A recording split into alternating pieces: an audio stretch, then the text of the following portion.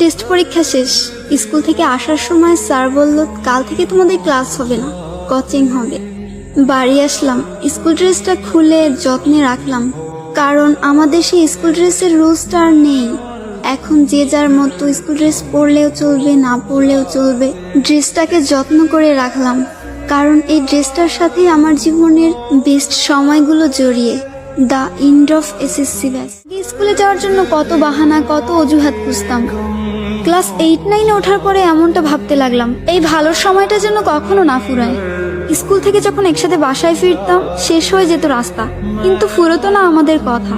সাক্ষী ছিল last bench, সাক্ষী ছিল রাস্তা, আমাদের ফেলে আসা হাজারো রূপকথা। ফাইনালি চলে আসলো বিদায়ের সময়। স্কুলে প্রথম দিনটা আর শেষ দিনটা একই ছিল। চোখে জল ফেলেছিলাম 2 দিনই, কিন্তু কারণটা ছিল একেবারে আলাদা। একটা যাবার আনন্দ আর একটা বিদায়ের ব্যথা।